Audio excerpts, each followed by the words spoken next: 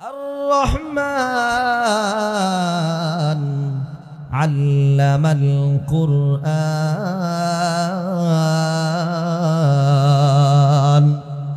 আল্লাহ তাআলা বলেন আমি আল্লাহ কোরআনকে শিখাই।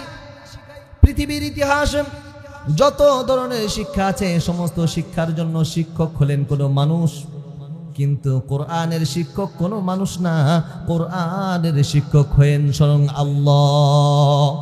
একটু চিন্তা করে দেখুন, আপনার বাচ্চাটা মাদ্রাসায় পড়ে, আপনার বাচ্চার শিক্ষক হয়তো বা আমাদের মতো কোনো উস্তাদ, এই উস্তাদের শিক্ষক আরেকজন উস্তাদ, তার উস্তাদের শিক্ষক তার আরেকজন উস্তাদ, এইভাবে করতে করতে তাবেঈ, তাবে তাবেঈ, আইম্মায়ে মুজতাহিদিন, এইভাবে করতে করতে সাহাবায়ে কেরাম, সাহাবাদের উস্তাদ হলেন স্বয়ং আপনার নবী, আমার নবী মুহাম্মদুর রাসূলুল্লাহ সাল্লাল্লাহু আলাইহি ওয়াসাল্লাম। রাসূলুল্লাহ সাল্লাল্লাহু আলাইহি ওয়াসাল্লামের উস্তাদ স্বয়ং আল্লাহ, কিন্তু মাঝখানে মারফত হলেন স্বয়ং জিবরাইল। কথা বলেন ঠিক না বেঠিক? আল্লাহর নবী সাল্লাল্লাহু আলাইহি ওয়াসাল্লাম ধ্যানমগ্ন অবস্থায় দীর্ঘদিন পর্যন্ত গুহার মধ্যে অবস্থান করলেন। আল্লাহর নবী সাল্লাল্লাহু আলাইহি ওয়াসাল্লাম অবস্থানের পর জিবরাইলের মাধ্যমে আল্লাহ পাঠাইলেন।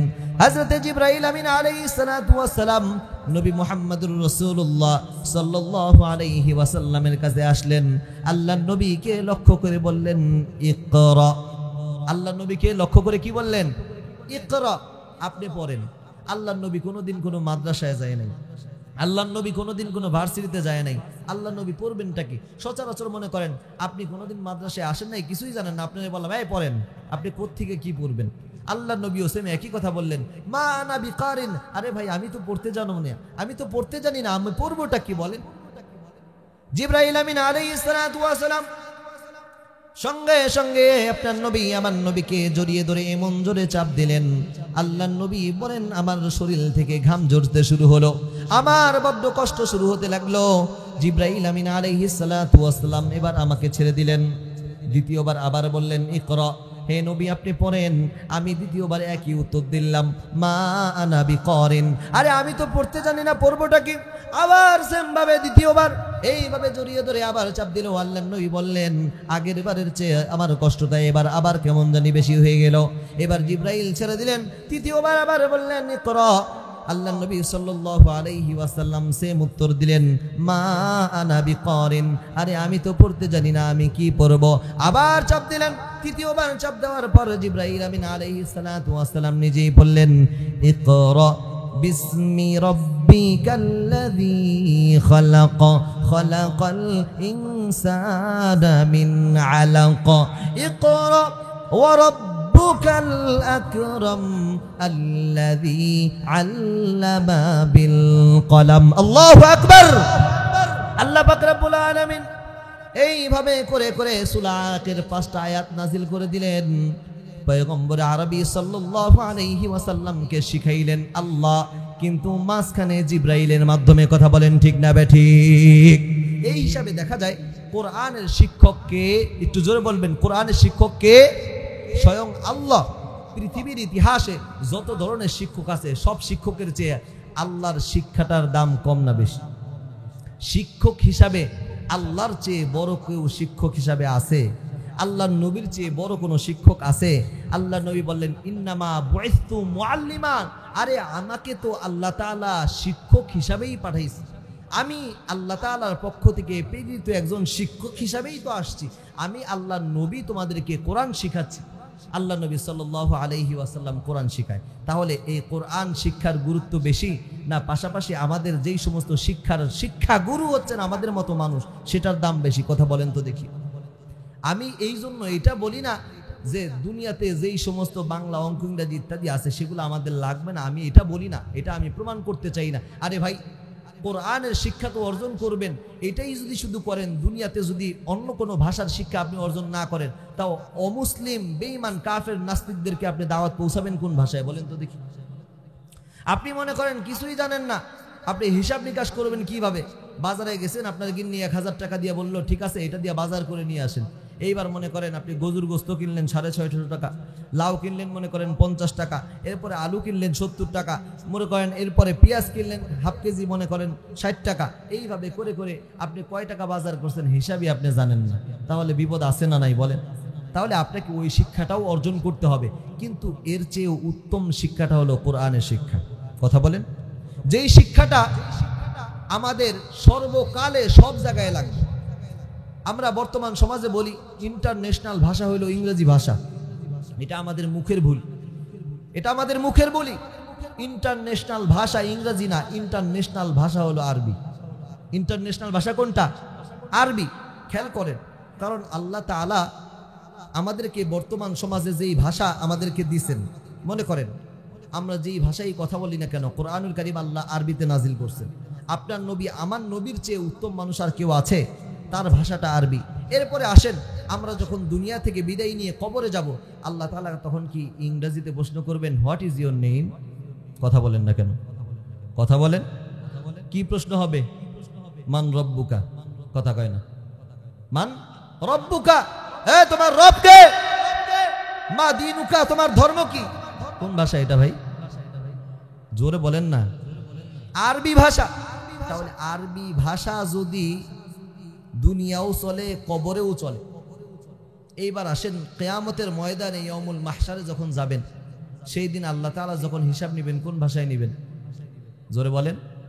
আমাদের আমল নামা যেইগুলা করছি, এই আমল নামাগুলা দেখে কাল কিয়ামতের দিন আমরাই বলবো, মা লিহাদাল কিতাব লা ইউগাদিরু সগীরাতাও ওয়ালা কাবীরাতান ইল্লা আহসাহা।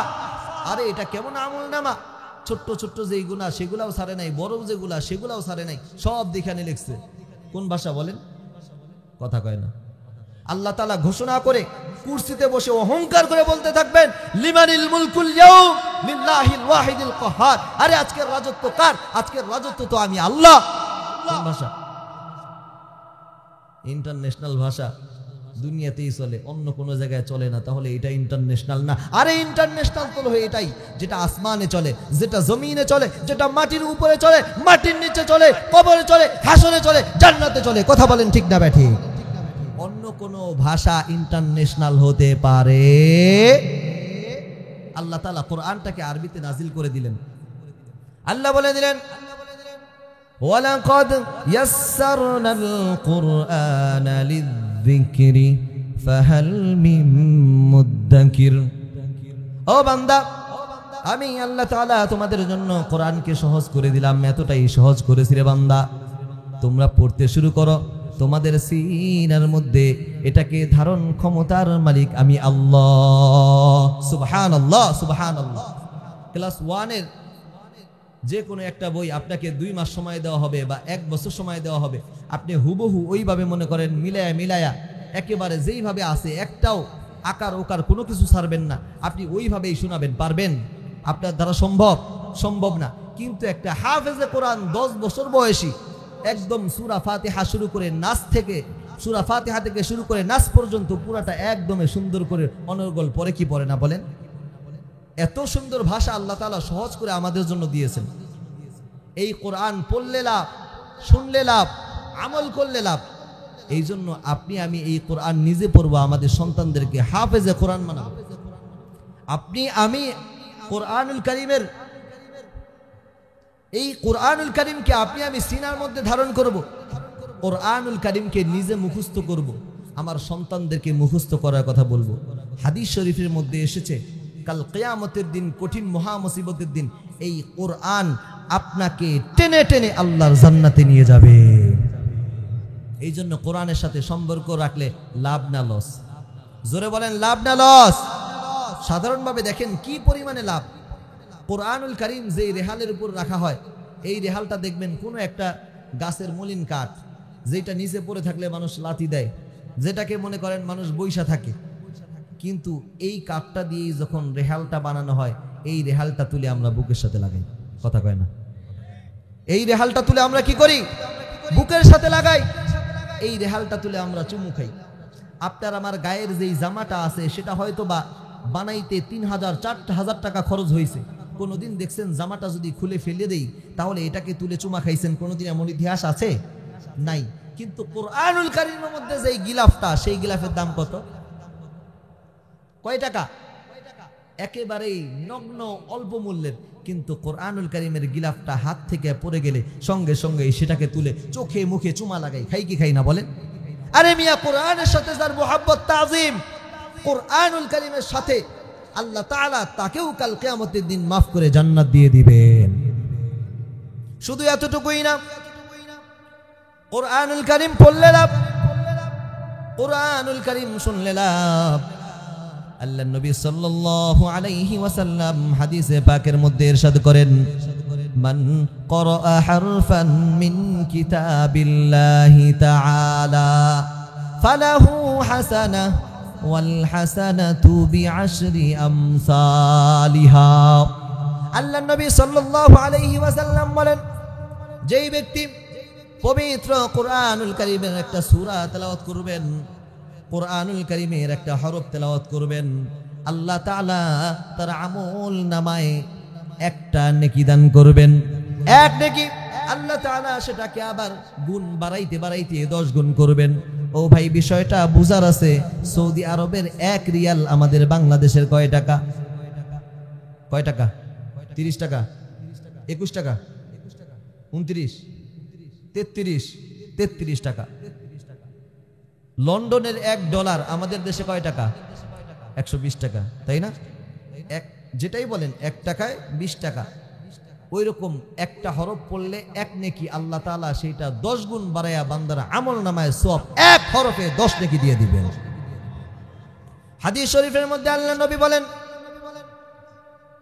লা আকুলু আলিফ লাম মিম হারফুন। আল্লাহ নবী বলেন, আলিফ লাম মিম এই যে বললাম এইটা একটা হরফ না, বাল আকুলু আলিফুন হারফুন ওয়া লামুন হারফুন ওয়া মিমুন হারফুন, বরং আলিফ একটা হরফ, লাম একটা হরফ, মিম একটা হরফ। আল্লাহর নবী সাল্লাল্লাহু আলাইহি ওয়াসাল্লাম বলেন, যেই ব্যক্তি আলিফ লাম মিম পড়লো, আল্লাহ তাআলা তার আমল নামায় সঙ্গে সঙ্গেই 30টা নেকি লিখে দিবেন। এইভাবে যখন বান্দা থেকে থেকে পবিত্র কোরআনুল কারীম পড়তে শুরু করে, আল্লাহ পাক রব্বুল আলামিন সঙ্গে সঙ্গেই তার আমল নামায় সওয়াব বাড়াইতে থাকেন। বান্দা যতই পড়ে আমল নামায় ততই সওয়াব যোগ হইতে থাকে, বান্দা যতই পড়ে আমল নামায় ততই বান্দার সওয়াব যোগ হইতে থাকে। আব্দুল্লাহ ইবনে মাসউদ রাদিয়াল্লাহু আনহুকে আল্লাহর নবী ডাক দিয়া বললেন, ও আব্দুল্লাহ ইবনে মাসউদ, তুমি আমাকে একটু কোরআন তেলাওয়াত করে শোনাও। আব্দুল্লাহ ইবনে মাসউদ রাদিয়াল্লাহু আনহু ডাক দিয়া বললেন, ওগো পয়গম্বর, আপনার উপরেই তো কোরআন নাজিল হয়েছে, আপনি আমার কাছ থেকে কোরআন শুনতে চান, আমি কিভাবে বলবো? বলে, কথা বলার দরকার নাই, আমি আল্লাহর নবী শুনতে চেয়েছি, আমাকে শোনাও। সঙ্গে সঙ্গে সূরাতুন নিসা পড়া শুরু করলেন। পয়গম্বর আরবি মনোযোগ দিয়ে সহকারে শুনতেছেন, আল্লাহর নবী শুনেন, আল্লাহর নবী শুনেন আর মজা নেন। আল্লাহর নবী ডাক দিয়া বললেন, কোরআন শরীফ পড়লেও যেমন সওয়াব হয়, শুনলেও ঠিক তেমন ভাবে সওয়াব হয়। কথা বলেন ঠিক না বেঠিক? যেই লোকটা পড়বে তার যেমন 10 নেকি, যেই লোকটা শুনলো তারও 10 নেকি। তারাবির মধ্যে যখন ইমাম সাহেব সুন্দর করে করে তারাবির মধ্যে যখন ইমাম সাহেব সুন্দর করে করে তেলাওয়াত করে, সঙ্গে সঙ্গে মুসল্লিরা চুপ করে যখন শুনে, ইমামও 10টা করে নেকি, মুসল্লিরাও 10টা নেকি। কথা কয় না? ইমামও 10 নেকি, মুসল্লিও 10 নেকি, যারা পড়ে তারাও 10 নেকি, যারা শুনে তারাও 10 নেকি। আল্লাহর নবী সাল্লাল্লাহু আলাইহি ওয়াসাল্লাম উবাই ইবনে কাবকে কোরআনুল কারীম তেলাওয়াত করে শুনাইলেন। উবাই ইবনে কাবকে বলা হইল, যে পড়বে তাকেও 10 নেকি, যে শুনবে তাকেও 10 নেকি, আল্লাহ তাআলা আমল নামায় দিতেই থাকবেন। সুবহানাল্লাহ। এবার আপনার আমার সন্তান মনে করেন এইভাবে পবিত্র কোরআন পড়তেছে পড়তেছে পড়তেছে পড়তেছে, হাফেজ হচ্ছে। হাফেজ হইলে লাভ না লস বলেন তো দেখি? কি পরিমাণে লাভ! হাফেজ হওয়ার আগে আপনার বাচ্চা যখন কোরআন শরীফ নেয়, আমরা মা বাবা খুশি হই কি হই না বলেন? আমি আপনি কি খুশি হই, তার চেয়ে বেশি খুশি হয় আমার আল্লাহ। সুবহানাল্লাহ।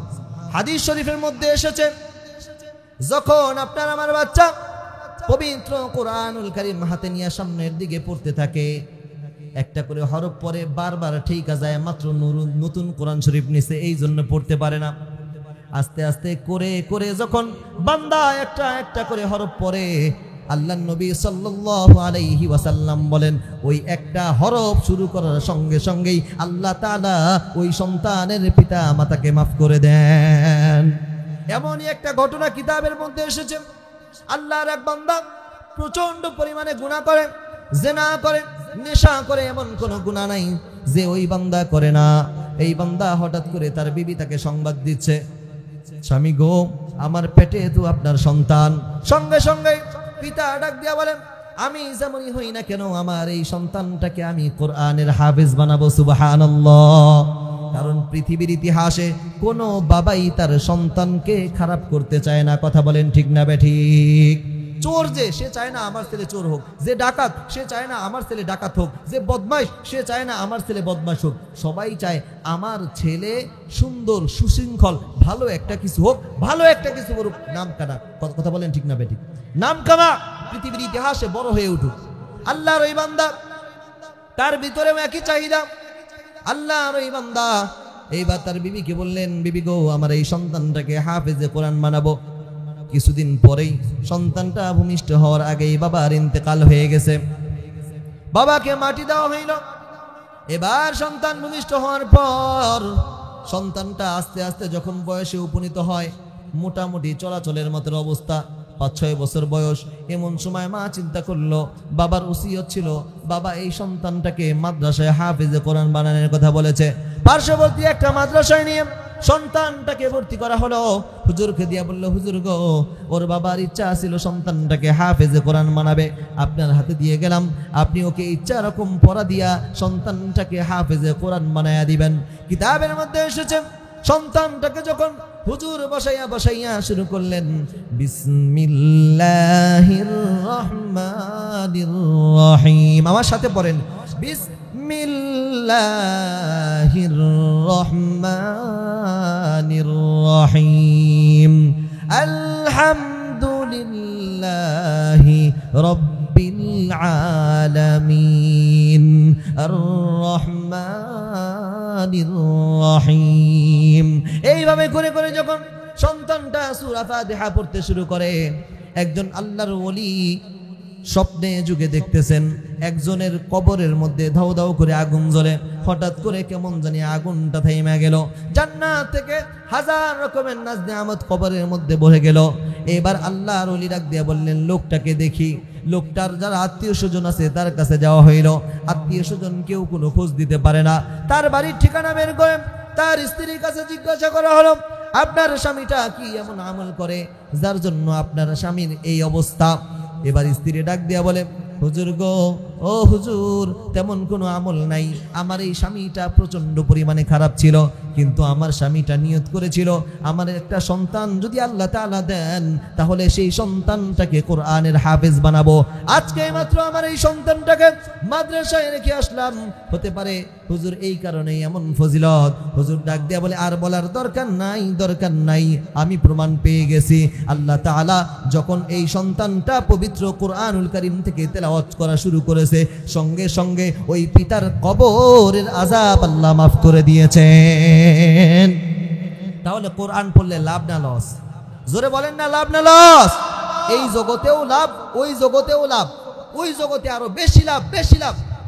রাসূলুল্লাহ সাল্লাল্লাহু আলাইহি ওয়াসাল্লাম হাদিসে পাকের মধ্যে ইরশাদ করেছেন, ও দুনিয়ার উম্মতের দল, ভালো করে শুনে নাও, যখন তুমি তোমার কোন সন্তানকে কোরআনের হাফেজ বানায় গেলা, তোমার এই সন্তান কোরআনের হাফেজ হইলে কাল কিয়ামতের দিন, কঠিন কঠিন মহা মুসিবতের দিন, সমস্ত মানুষগুলা বাবা আদম থেকে শুরু করে পৃথিবীর সর্বশেষ মানব পর্যন্ত যতগুলা মানুষ পৃথিবীর মধ্যে আগমন করেছে, সমস্ত মানুষগুলা এক প্ল্যাটফর্মে যখন দাঁড়াবে, সমস্ত মানুষগুলা যখন হায়রান হয়ে যাবে, পেরেশান হয়ে যাবে, এমন একটা মুহূর্তে দেখা যাবে আল্লাহ তাআলা ওই কোরআনে হাফেজের মা বাবার মাথার মধ্যে নূরের টুপি পরাইয়া দিছে।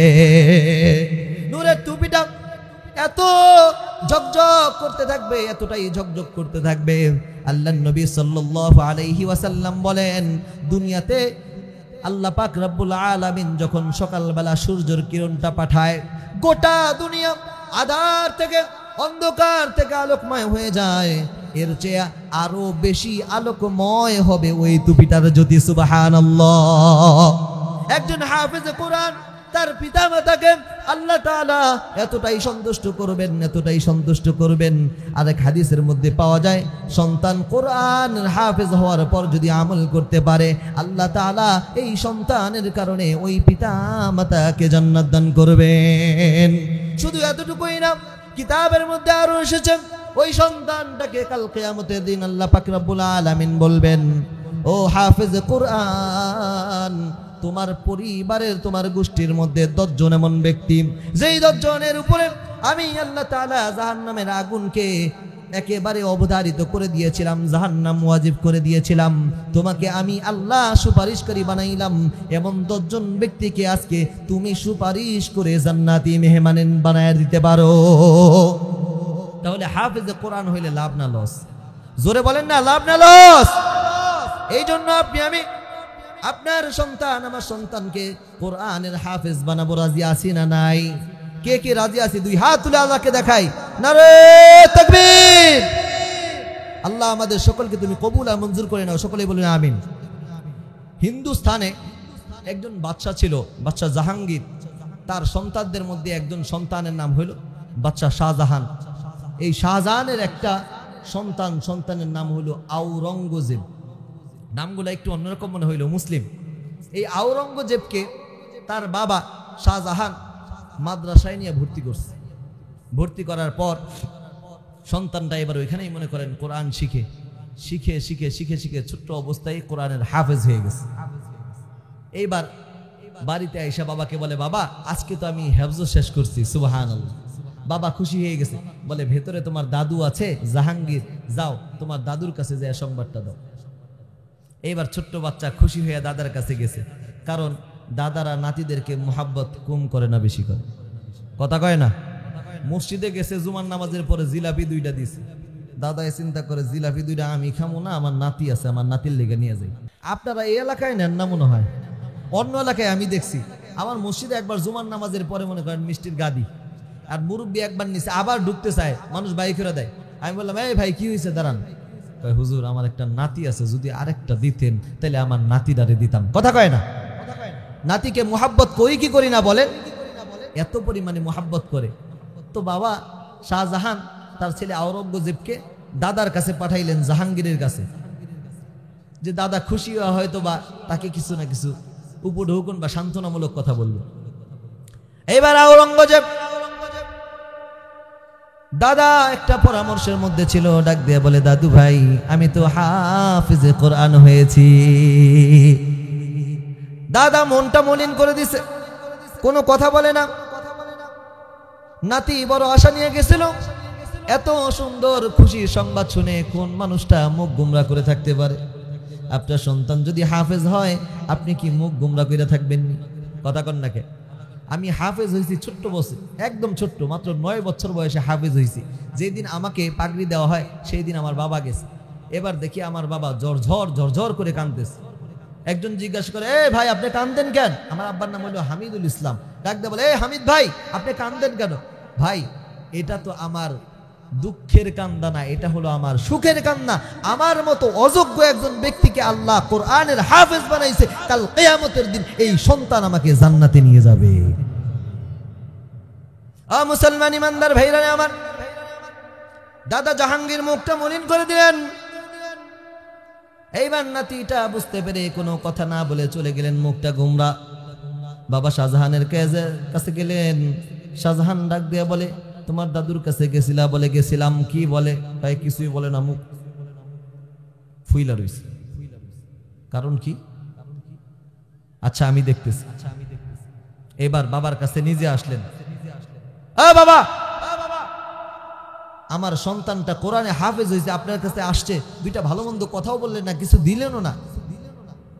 সেই দিন জাহাঙ্গীর উত্তর দিয়েছিলেন, তোমার এই সন্তানটা হাফেজে কোরআন হয়েছে, কাল কিয়ামতের দিন কঠিন মহা মুসিবতের দিন নূরের মুকুট কিন্তু তোমারে পরাবে, আমারে না। আমি এমন একটা সন্তান জন্ম দিছি, আমার সন্তানটা হাফেজ হয় নাই, আমার তো সাইরানার কোনো লাভ নাই। তুমি তোমার সন্তানকে হাফেজ বানাইছো, তোমার সন্তানটাই কাল কিয়ামতের দিন তোমাকে জান্নাতে নেওয়ার কারণ হবে। সেই দিন জাহাঙ্গীর তার সন্তানটাকে নিয়ে গেলেন, কোনো কথা নাই। এইবার নিজে ঘর থেকে বের হয়ে গেলেন। দীর্ঘদিন পর শুনলেন বাবা প্রচন্ড পরিমাণে অসুস্থ, যায় যায় অবস্থা, অসুস্থ, তারপরেও বাড়িতে আসে না। মারা যাওয়ার 2-4 দিন আগে বাবার কাছে আসলেন। সমস্ত মানুষগুলা বলল, তুমি কেমন ছেলে? বাবা যায় যায় অবস্থা, কিন্তু এখন পর্যন্ত তুমি আসো না। এইবার জাহাঙ্গীর ডাক দিয়া বলে, বাবা শাহজাহান, তুমি কেন এত দেরিতে আসলে? এতদিন কেন আসে নাই? বলে, বাবা আপনার কি মনে আছে, আপনি বলেছিলেন আমার সন্তান হাফেজে কোরআন হয়েছে, কিয়ামতের দিন আমাকে নূরের তাজ পরানো হবে, জান্নাতে নেওয়া হবে। বাবা আপনি আমাকে বলেছিলেন এমন সন্তান জন্ম দিছি যেই সন্তান তো আমাকে সুপারিশ করে জান্নাতে নিবে না, আমার লাভ কি? বাবা সেই দিন বের হয়েছি, সেই দিন থেকে কোরআনুল কারীম হাতে নিয়ে আস্তে আস্তে করে পড়া শুরু করেছি। আস্তে আস্তে পড়তে পড়তে পড়তে পড়তে আজকেই সবে মাত্র পবিত্র কোরআনুল কারীমের হাফেজ হয়ে আপনার কাছে এসেছি। সেই দিন বাবা খুশি হয়ে ডাক দিয়ে বললেন, ও বাচ্চু আমার, আমার চিন্তা নাই, আমার দুঃখ নাই, আমার পেরেশানি নাই।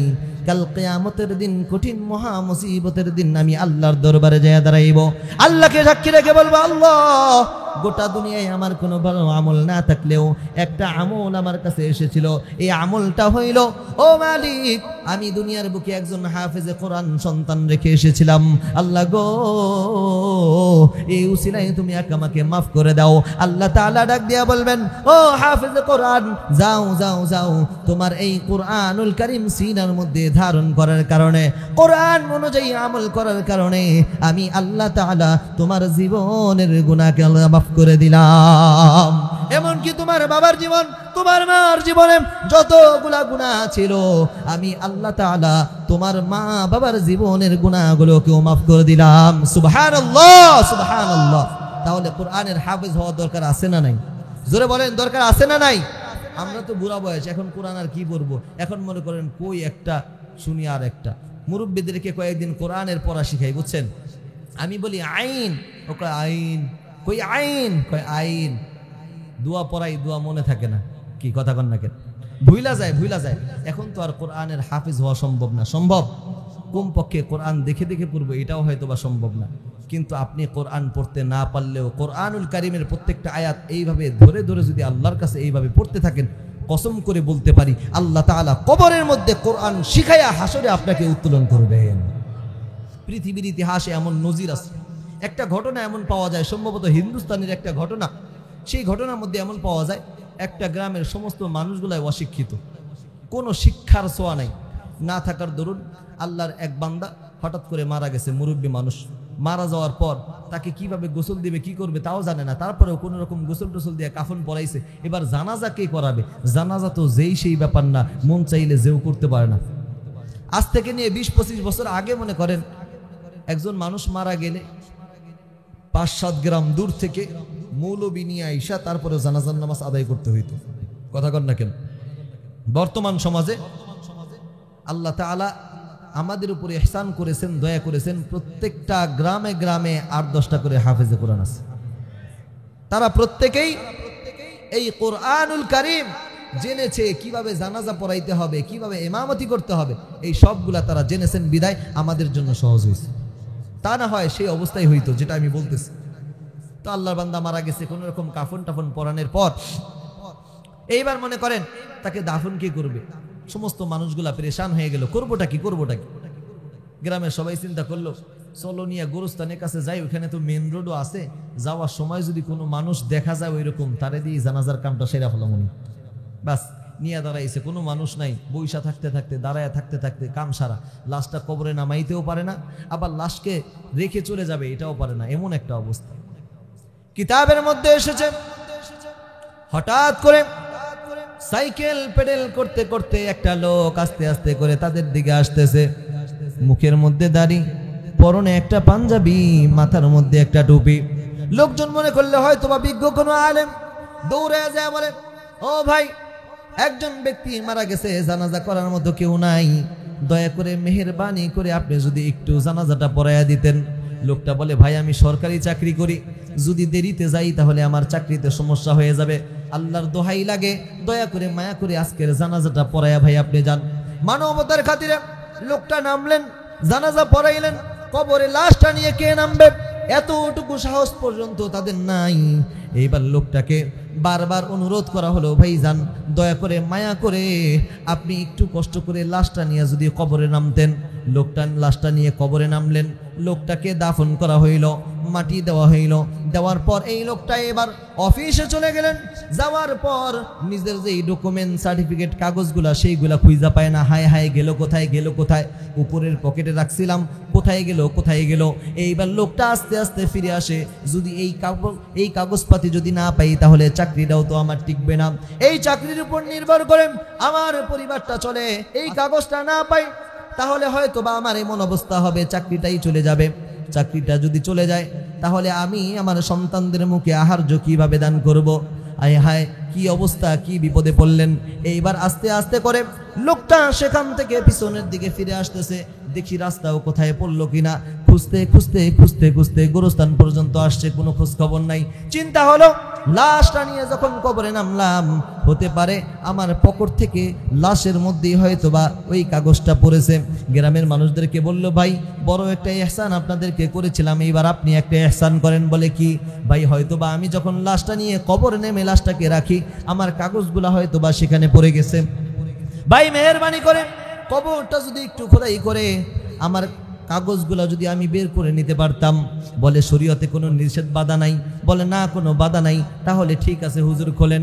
কবরটা খোলার পর যখন চাটিয়াটা হালকা একটু সরানো হয়েছে, আহ কি মধুর একটা ঘ্রাণ কবর থেকে আসে রে মুসলমান। আস্তে আস্তে খোলার পরে দেখা গেল হার কিসিমের ফুল দিয়ে আল্লাহ তাআলা তার দেহ মুবারকটাকে সাজায়া রাখছে। ও মুসলমান ইমানদার ভাইরা রে আমার, এমন অবস্থা দেখার পর লোকটা সেখান থেকে ডকুমেন্টগুলা নিয়ে এইবার আর চাকরি বাকরির কথা ভুলে গেছে। চিন্তা করলো, এই লোকটা কোন বাড়ির, তার কাছে যাই। ওই বাড়িতে যাওয়ার পর দেখে তার স্ত্রী বিবি কেউ নাই, মাত্র আছে একটা মেয়ে। জিজ্ঞাসা করা হলো, মা তোমার বাবার এমন কি নেক আমল যার জন্য তোমার বাবাকে আল্লাহ এমন ব্যবস্থা করেছেন? বলে হুজুর আপনি আগেই জানেন এই গ্রামের মধ্যে এমন কোনো আলেম নাই, কোনো শিক্ষিত মানুষ নাই, আমার বাবার এমন কোনো আমল নাই, কিন্তু একটা আমলের কথা আমার মনে পড়ে। আমার বাবা সারাদিন ভর কৃষি কর্ম করার পর রাতের বেলা ঘুমানোর আগে সন্ধ্যার সময় সুন্দর কইরা নিজে সুন্দর কইরা পবিত্র হইয়া ওই যে তাকের উপরে একটা কালো বই দেখা যায়, ওই বইটা আইনা আইনা আমার বাবা এইভাবে ধরে ধরে পড়েন আর বলেন, এ বি সচ হ্যায়, ও বি সচ হ্যায়, এ বি সচ হ্যায়, ও বি সচ হ্যায়। এটাও সত্য, ওইটাও সত্য, এটাও সত্য, ওটাও সত্য। এইভাবে আমার বাবা আস্তে আস্তে করে হাত বুলায়ার কান্দে, হাত বুলায়ার কান্দে। আল্লাহর নবী এই লোকটা সঙ্গে সঙ্গে এই কথা শোনার সঙ্গে সঙ্গে ডাক দিয়া বলে, আর বুঝার দরকার নাই, ওই বইটা আমার কাছে নিয়ে আসো। এইবার বইটা আনা হলো, খুলে দেখে এটা সাধারণ কোনো বই না, এটা হলো স্বয়ং আল্লাহ পাক রব্বুল আলামিনের নাজিলকৃত পবিত্র কোরআন, যেটা পড়ার কারণে আল্লাহ পাক রব্বুল আলামিন প্রত্যেকটা মানুষকে মাফ করে দেন। ওই লোকটা পড়তে পারে না, কিন্তু এইভাবে কান্নার কারণে আল্লাহ তাআলা ওই লোকটাকে ইহ জগতেও মাফ করে আল্লাহ তাআলা কবর জগৎ থেকে জান্নাতি মেহমান বানায়া দিয়েছেন। শুধু এতটুকুই না, যারা এই পবিত্র কোরআনুল কারীমকে পড়বেন আল্লাহ তাআলা কিয়ামতের দিন তাদের ব্যাপারে বলবেন, ইকরা ওয়ারতাকি ওয়ারাত্তিল কামা কুনতা তুরাত্তিলু ফিদ দুনিয়া। আল্লাহ তাআলা বলবেন, ও বান্দা কোরআনে হাফেজ পড়তে থাকো, পড়তে থাকো, আর এক এক তালায় জান্নাতে উঠতে থাকো। সুবহানাল্লাহ, সুবহানাল্লাহ। হাদিস শরীফের মধ্যে এটাও পাওয়া যায়, একজন হাফেজে কোরআন যখন কোরআনগুলা পড়ে, কোরআন অনুযায়ী আমল করে, আল্লাহ পাক রব্বুল আলামিন তার ব্যাপারে সিদ্ধান্ত দিয়েছেন, মান করা হারফান মিন কিতাবিল্লাহি তাআলা ফালাহু হাসানা ওয়াল হাসানাতু বিআশরি আমসালিহা। আল্লাহর নবী সাল্লাল্লাহু আলাইহি ওয়াসাল্লাম আর হাদিসের মধ্যে বলেন, মান ক্বরাআল কুরআন ফাস্তাযহারাহু ফাআহাল্লা হালালাহু ওয়া হাররামা হারামাহু আদখালাহুল্লাহুল জান্নাহ। যেই লোকটা পবিত্র কোরআনুল কারীম পড়বেন। কোরআনুল কারীমের যেই সমস্ত হালাল বস্তুগুলো আছে, হালাল জিনিসগুলো আছে, হালালগুলাকে হালাল জেনে আমল করবে, হারামগুলাকে হারাম জেনে সেগুলাকে ছেড়ে দিবে। আল্লাহ পাক রব্বুল আলামিন তার জন্য সিদ্ধান্ত দিয়ে দিলেন, আমি আল্লাহ কাল কিয়ামতের দিন ওই হাফেজে কোরআনকে জান্নাত দান করব। তাহলে এই কোরআনুল কারীম নিজে পড়া সন্তানকে পড়ানোর দরকার আছে না নাই? আপনারা জানেন এটা একটা হেফজুখানা মাদ্রাসা, পাশাপাশি নুরানি এবং মনে করেন কিতাবখানার শাখাও আছে না নাই? আছে না নাই? আপনি নিজে কোরআন শিখতে পারেন নাই, আপনার সন্তানকে যদি কোরআন শিখান, সেই জন্য আল্লাহ তাআলা মাফের ঘোষণা দিছে কি দেয়নি? জোরে বলেন, দিছে কি দেন নাই? তবে লাস্ট আখেরি আপনাদের কাছে একটা আরজি থাকবে, বাবা হাতে ধরি পায়ে ধরি আপনার সন্তানটাকে আপনি কোরআনে হাফেজ বানায়া যান। আপনার কোনো আমল কবুল হোক না হোক, আপনি আল্লাহর জাহান্নাম থেকে মুক্তির কারণ হিসাবে কাল কিয়ামতের দিন আপনার সন্তানকে আপনি দাঁড় করাবেন। আল্লাহ তাআলা আপনার এই কোরআনে হাফেজের সন্তানের কারণে আল্লাহ তাআলা আপনার জীবনের গুনাহ মাফ করে জাহান্নাম থেকে মুক্তি দিয়ে আপনাকে জান্নাতি মেহমান বানায়া দিবেন। এই জন্য আমরা আমাদের সন্তানদেরকে হাফেজে কোরআন বানাইতে রাজি আছি না নাই? কে কে রাজি আছি? আল্লাহকে দুই হাত তুলে দেখাই, নারে তাকবীর। আল্লাহ আমাদের সকলের মনের আশা আল্লাহ তুমি কবুল আর মঞ্জুর করে নাও। যারা হাফেজ হয়েছে তাদেরকে আল্লাহ তাআলা তুমি দেশ ও জনগণের খেদমত করার জন্য তৌফিক দাও, সকলেই বলুন আমিন। আর যা এখন পর্যন্ত আল্লাহ সন্তান দেন নাই, সন্তান দাও আল্লাহ, সকলকে কোরআনি হাফেজ বানাইয়া কবরে যাওয়ার জন্য তৌফিক দাও, সকলেই বলুন আমিন। ওয়া আখিরু দাওয়ানা আনিল হামদুলিল্লাহি রাব্বিল আলামিন। আসসালামু আলাইকুম ওয়া রাহমাতুল্লাহ।